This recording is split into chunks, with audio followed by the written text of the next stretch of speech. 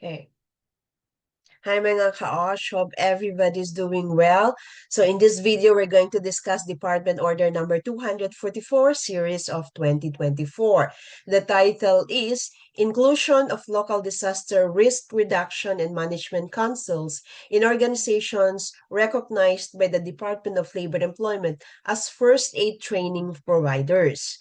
So pursuant to Section 25 of Republic Act number 11058, and to facilitate compliance of workplaces with the requirement of engaging competent first aiders, Department Order number 235 series of 2022 is hereby amended.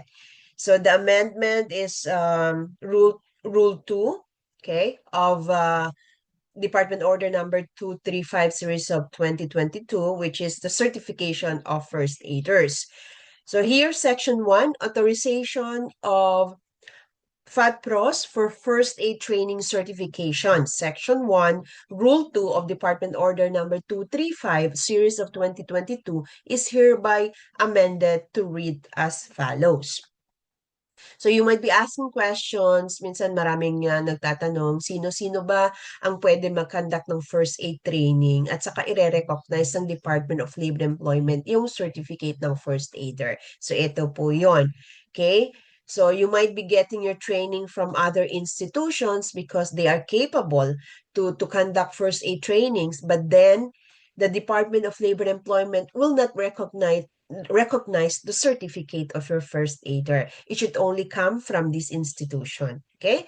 So the institutions or organizations that are certified to conduct first aid trainings by the Department of Labor and Employment, unang-una is we have the Philippine Red Cross.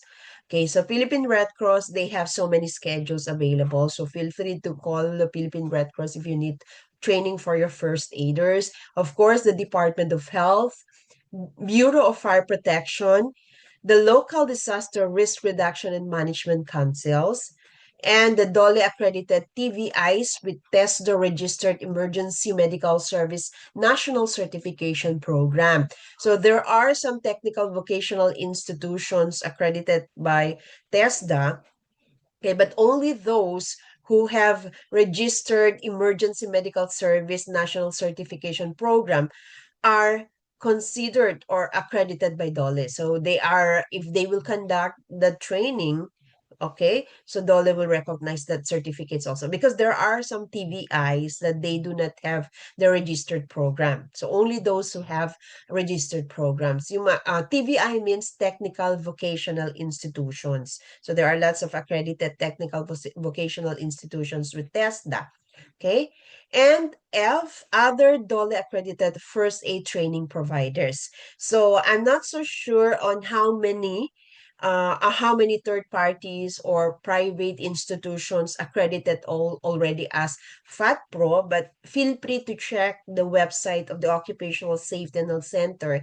Nandun po yung list kung sino-sino na po ang accredited na training organizations that is capable or accredited by DOLE to conduct the first aid trainings. Okay? So make sure you have to check first if they are recognized or accredited by DOLE.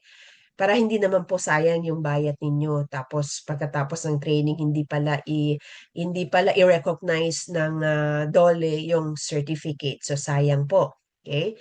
So, Section 2, repealing clause, all issued orders, rules, and regulations, guidelines, and other policies or parts thereof which are contrary to or inconsistent with these rules are hereby repealed, amended, or modified accordingly. So, effective na po ito. Okay? Kasi 2024 pa ito na issue. So, it says it will take effect 15 days after its complete publication in the newspaper for general circulation. Well, of course, signed by the Secretary of Labor. Okay, so Secretary Laguesma. Okay, so that's it, everyone. Hope I was able to impart some knowledge on the OSH law, on the requirements that you need to comply para hindi naman po kayo mape-penalized. Okay? So again, thank you and stay safe, everyone. Bye.